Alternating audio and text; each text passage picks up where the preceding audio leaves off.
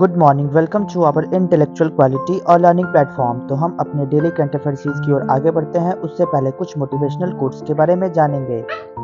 ज्ञान ही एक ऐसी पूंजी है जिसका फायदा हमें हमारे अंत तक भी मिलता रहेगा, इसलिए जहां भी ज्ञान मिले उसे ग्रहण कर लो।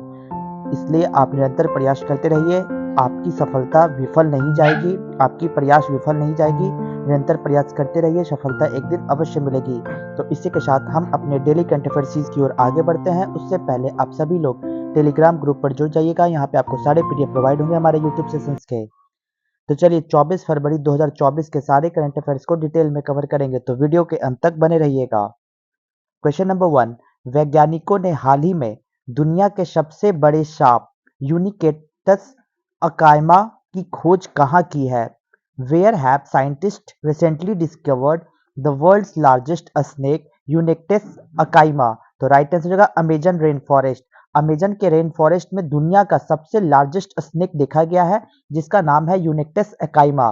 तो ये देखा गया है अमेजन फॉरेस्ट में, अमेजन के रेन फॉरेस्ट में देखा गया, साइंटिस्ट के द्वारा डिस्कवर किया गया वर्ल्ड का लार्जेस्ट स्नेक। तो ये पॉइंट्स को आपको याद रखना होगा। जिस तरीके से आपको देखिए इमेज में दिख रहा है, ये अमेजन के जंगल में पाए जाने वाले सबसे लार्जेस्ट स्नेक है, जिसका नाम है यूनिकेटस अकाइमा। तो जानते हैं इसके डिटेल पॉइंट्स के बारे में। फरवरी 2024 में वैज्ञानिकों ने अमेजन वर्षावन के बीच में छिपे एक विशाल एनाकोंडा सांप के अस्तित्व की खोज की। यह अब तक खोजा गया दुनिया का सबसे बड़ा एनाकोंडा सांप है, जो शोधकर्ताओं ने इस नई प्रजाति को लैटिन नाम दिया है, जिसका नाम दिया गया है यूनिकेटस अकाइमा दिया है, जिसका मतलब होता है कि उत्तरी हरा एनाकोंडा। इसकी खोज विल स्मिथ के साथ नेशनल जियोग्राफिक की Disney Plus series Pole to Pole के फिल्मांकन के दौरान हुई थी। यह सांप 26 फीट लंबा और 200 किलो वजनी है। सांप का सिर इंसान के सिर जितना बड़ा होता है और इसकी बॉडी कार के टायर जितनी चौड़ी होती है। तो आपको ये पॉइंट्स को याद रखना होगा कि फरवरी 2024 में साइंटिस्ट ने हाल ही में डिस्कवर किया सबसे लंबा स्नेक, जो कहाँ पे खोजा गया है? तो अमेजन रेन फॉरेस्ट में खोजा गया। ये कौन से प्रजाति है? तो एनाकोंडा प्रजाति से बिलोंग करती है। इसका साइंटिफिक नेम दिया गया है, लैटिन नेम क्या दिया गया है? यूनिकेटस एकाइमा ये नाम दिया गया है। इसका मतलब होता है कि नॉर्थर्न ग्रीन एनाकोंडा। तो ये पॉइंट्स को आपको याद रख के चलना होगा, ये बहुत ही इंपॉर्टेंट पॉइंट्स हो जाएंगे। तो चलते हैं नेक्स्ट क्वेश्चन नंबर 2 की ओर। हाल ही में यूनिवर्सल हेल्थ कवर लॉन्च करने वाला पहला उत्तरी पूर्व राज्य कौन सा है? तो राइट आंसर होगा त्रिपुरा। त्रिपुरा स्टेट बना है फर्स्ट नॉर्थर्न ईस्टर्न स्टेट जिन्होंने लॉन्च किया है यूनिवर्सल हेल्थ कवर। तो जानते हैं इसके डिटेल पॉइंट्स के बारे में। त्रिपुरा के मुख्यमंत्री मानिक साहा ने अपने कैबिनेट सहयोगियों और राष्ट्रीय स्वास्थ्य प्राधिकरण के अतिरिक्त सीईओ डॉक्टर बसंत गर्ग के साथ एक मेगा इवेंट में मुख्यमंत्री जन आरोग्य योजना लॉन्च की। इसी के साथ यह गर्ग ने दावा किया कि त्रिपुरा पहला पूर्वोत्तर राज्य बना है जो 5 लाख रुपए प्रति कवरेज प्रदान करने के लिए आयुष्मान भारत प्रधानमंत्री जन आरोग्य योजना की तर्ज पर सभी के लिए सार्वभौमिक स्वास्थ्य बीमा कवरेज शुरू करने वाला पूरे देश में 12वां राज्य बन गया है। और प्रति वर्ष ये परिवार को संबोधित किया जाता है, 5 लाखों से मदद की जाती है उन लोगों को जो आयुष्मान भारत से जुड़े हुए हैं। तो आपको ये पॉइंट्स को याद रख के चलना होगा कि नॉर्थ ईस्टर्न में ये पहला राज्य बना है जिन्होंने आयुष्मान भारत प्रधानमंत्री जन आरोग्य योजना को प्रोवाइड किया है coverage for 5 lakh rupees per family per year. तो ये पॉइंट्स को याद रख के चलना होगा और इसी के साथ पूरे इंडिया में ये 12वां राज्य बना है। चलते हैं नेक्स्ट क्वेश्चन नंबर 3 की ओर। हाल ही में स्वदेशी एंड्रॉइड मार्केटेबल्स इंडस ऐप स्टोर किसने लॉन्च किया है? तो राइट आंसर होगा फोन पे। फोन पे के साथ लॉन्च किया गया इंडिजिनस एंड्रॉइड मार्केट प्लेस, जिसका नाम रखा गया है इंडस ऐप स्टोर। तो जानते हैं इसके डिटेल पॉइंट्स के बारे में। वॉलमार्ट के स्वामित्व वाली भुगतान कंपनी फोनपे ने गूगल प्ले स्टोर और एप्पल ऐप स्टोर को टक्कर देने के उद्देश्य से 21 फरवरी 2024 को भारत निर्मित Android app marketplace Indus app store को लॉन्च किया। इसी के साथ यह प्लेटफॉर्म 45 श्रेणियों में 2 लाख से अधिक ऐप्स होस्ट करता है और इंडस ऐप स्टोर में Zomato, Myntra, Domino's, Flipkart, dream eleven, Swiggy और अन्य जैसे भारतीय ब्रांडों के ऐप की एक विस्तृत श्रृंखला को इसमें डाली गई है। मार्केटेबल्स अंग्रेजी और 12 भारतीय भाषाओं में उपलब्ध है। तो आपको ये पॉइंट्स को याद रख के चलना होगा कि फोनपे के द्वारा हाल ही में लॉन्च किया गया एक ऐप जो इंडियन मेड एंड्रॉइड ऐप है, जो मार्केट प्लेस के द्वारा लॉन्च किया गया, उस ऐप का नाम क्या है?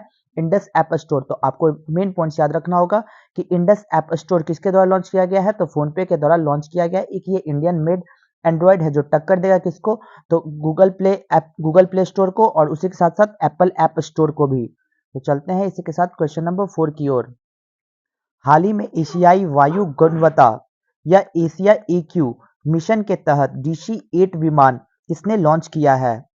तो राइट आंसर हो जाएगा नासा। नासा के द्वारा लॉन्च किया गया DC-8 aircraft under the Asian air quality, जिसको हम लोग एशिया AQ मिशन के नाम से भी जानते हैं, ये DC-8 एयरक्राफ्ट नासा के द्वारा लॉन्च किया गया है। तो जानते हैं आखिर इसके पॉइंट्स के बारे में। नासा ने एशियाई वायु गुणवत्ता या एशियाई AQ मिशन के तहत पूरे एशिया में अपनी विशाल उड़ान प्रयोगशाला DC-8 के साथ विस्तारित उड़ानों की एक श्रृंखला शुरू की गई है। इसी के साथ वायु प्रदूषण की भविष्यवाणी करने और उससे निपटने के लिए प्रमुख मॉडलों को बढ़ाने के उद्देश्य से एक मिशन में अमेरिकी अंतरिक्ष एजेंसी का लक्ष्य प्रदूषण स्रोतों और व्यवहारों की पहचान करने में प्रगति करना है, जिससे संभावित रूप से अधिक सटीक सार्वजनिक चेतावनी प्रणाली तैयार हो सकेगी। तो आपको ये पॉइंट्स को याद रख के चलना होगा कि नासा के द्वारा हाल ही में लॉन्च किया गया एक सीरीज जिसका नाम रखा गया है एक्सटेंडेड फ्लाइट्स, जो वर्क करता है एशियन एयर क्वालिटी पे, जिसे हम लोग एशिया AQ मिशन के नाम से जानेंगे, जो DC-8 एयरक्राफ्ट से लॉन्च की जाएगी। इसी के साथ इसका उद्देश्य ये होगा कि ये उन सारी पॉल्यूशन को कंट्रोल करेगी, पॉल्यूशन को पहले से अनुमान लगाएगी कि किसमें ज़्यादा गंदगी है। इस तरीके से वो प्रदूषण स्रोतों को व्यवहार की पहचान करने में प्रगति करना ही इसका उद्देश्य होगा।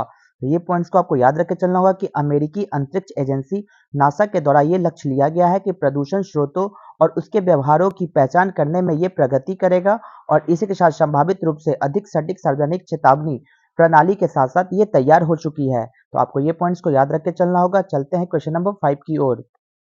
हाल ही में देश में इंपेल AI कार्यक्रम किसने लॉन्च किया है? तो राइट आंसर होगा माइक्रोसॉफ्ट। माइक्रोसॉफ्ट के द्वारा हाल ही में लॉन्च किया गया इंपेल AI प्रोग्राम। तो जानते हैं इसके डिटेल पॉइंट्स के बारे में। माइक्रोसॉफ्ट और आई क्रिएट ने केंद्रीय मंत्री चंद्रशेखर की मौजूदगी में इंपेल AI, जिसका मतलब है आई से AI create Microsoft programme for emerging leaders in artificial intelligence programme को लॉन्च किया गया। इसी के साथ international centre for entrepreneurship and technology Microsoft ने भारत में AI स्टार्टअप को बढ़ावा देने के लिए इलेक्ट्रॉनिक्स और IT मंत्रालय द्वारा समर्थित इंपेल AI कार्यक्रम के लिए एक समझौता ज्ञापन पर हस्ताक्षर भी किए। इसी के साथ आई क्रिएट उन नई पहलों का नेतृत्व करने में सबसे आगे रहा है जो नवाचार को बढ़ावा देती है और स्टार्टअप की वास्तविक क्षमता को उजागर करती है। इसी के साथ इंपेल AI प्रोग्राम को मेंटरशिप और प्रौद्योगिकी बुनियादी ढांचे दोनों तक पहुंच के साथ AI नवाचार और उत्पाद विकास को बढ़ावा देने के लिए सावधानी पूर्वक डिजाइन किया गया है। तो ये पॉइंट्स को याद रखना होगा कि माइक्रोसॉफ्ट और आई क्रिएट के द्वारा लॉन्च किया गया इंपेल AI एक ऐसा प्रोग्राम है जो डेवलप की जाएगी आर्टिफिशियल इंटेलिजेंस के साथ साथ ये सपोर्ट करेगा इंपेल AI प्रोग्राम को भी। तो आपको ये पॉइंट्स को याद रख के चलना होगा कि ये लॉन्च किया गया है हमारे ministry of electronics and IT के साथ साथ, जो प्रमोट करेगा AI स्टार्टअप्स को हमारे भारत में, इंडिया में इसको स्टार्टअप को लॉन्च किया जाएगा, जो माइक्रोसॉफ्ट और आई क्रिएट के साथ साझेदारी कर कर इसको लॉन्च किया गया है। तो नेक्स्ट क्वेश्चन नंबर 6 की ओर। हाल ही में डिजिटल स्वास्थ्य पर वैश्विक पहल GIDH किसने शुरू की है? तो राइट आंसर हो जाएगा World Health Organization. World Health Organization के द्वारा लॉन्च किया गया ग्लोबल इनिशिएटिव जिसका नाम रखा गया है GIDH ऑन डिजिटल हेल्थ पर। जैसा कि आपको इमेज में दिख रहा है कि GIDH का मतलब होगा global initiative on digital health. इसको लॉन्च किया गया है वर्ल्ड हेल्थ ऑर्गेनाइजेशन के द्वारा। तो जानते हैं इसके डिटेल पॉइंट्स के बारे में। केंद्रीय स्वास्थ्य और परिवार कल्याण मंत्री डॉक्टर मनसुख मंडाविया जी ने 21 फरवरी 2024 को विश्व स्वास्थ्य संगठन के global initiative on digital health, जिसका GIDH कहा जाता है, इसके सार्वजनिक लॉन्च कार्यक्रम को संबोधित किया। इसी के साथ यह नई GIDH पहला डिजिटल स्वास्थ्य 2020 से लेकर 2025 पर वैश्विक रणनीति के कार्यान्वयन को समर्थन करने के लिए WHO ने प्रबंधित नेटवर्क और मंच के रूप में अपना काम करेगी। इसी के साथ GIDH राष्ट्रीय डिजिटल स्वास्थ्य परिवर्तन विशेष रूप से वैश्विक दक्षिण में डिजिटल स्वास्थ्य प्रौद्योगिकियों के लोकतांत्रिकरण की अनुमति भी देगा। तो आपको ये पॉइंट्स को याद रख के चलना होगा कि वर्ल्ड हेल्थ ऑर्गेनाइजेशन के द्वारा पहली बार global initiative on digital health को 21 फरवरी 2024 को डॉक्टर मनसुख मंडाविया जी के द्वारा एड्रेस किया गया और पब्लिकली इसको लॉन्च किया गया इस इवेंट को। तो ये पॉइंट्स को याद रख के चलना होगा। नेक्स्ट चलते हैं क्वेश्चन नंबर 7 की ओर। हाल ही में शेंगन क्षेत्र में वीजा मुक्त पहुंच प्रदान करने वाला अंतिम गैर यूरोपीय संघ देश कौन सा बना है? तो राइट आंसर होगा कोसोवा। कोसोवा कंट्री बनी है जो last non European union country है जिन्होंने ग्रांटेड किया है कि वो वीजा फ्री एक्सेस देगी शेंजन जोन के लोग को लेकर। तो जानते हैं कि आखिर क्या है इसका डिटेल पॉइंट्स के बारे में। तो एक महत्वपूर्ण उपलब्धि में कोसोवो ने दुनिया के सबसे बड़े मुक्त आवागमन क्षेत्र शेंगेन जोन तक वीजा मुक्त पहुंच हासिल कर ली है और इसी के साथ कोसोवो इस विशेषाधिकार का आनंद लेने वाला पश्चिमी बाल्कन के 6 देशों में से अंतिम गैर यूरोपीय संघ ईयू देश था। इसी के साथ समझौते का उद्देश्य यूरोपीय में एक सीमा मुक्त क्षेत्र बनाना है जिससे लोगों, वस्तुओं, सेवाओं और पूंजी की मुक्त आवाजाही हो सके, जिसे शेंगेन जोन कहा जाता है, जहां आंतरिक सीमा जांच को काफी हद तक समाप्त कर दिया जाता है।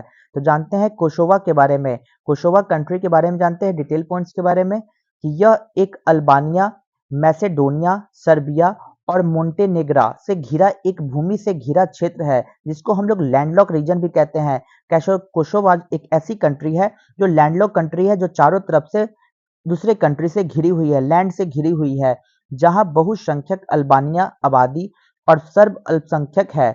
इसकी राजधानी और सबसे बड़ा शहर प्रिस्टीना है। तो याद रखिएगा कि कोसोवा के कैपिटल क्या है? तो प्रिस्टीना है। तो आपको ये भी पॉइंट्स याद रख के चलना होगा क्योंकि करंट अफेयर्स के माध्यम से कोसोवा हमारे न्यूज में आए हैं, तो इससे डायरेक्ट क्वेश्चन एग्जाम में दिखने को मिल सकते हैं। तो चलते हैं डेली करंट अफेयर सीरीज की क्वेश्चन नंबर 8 में।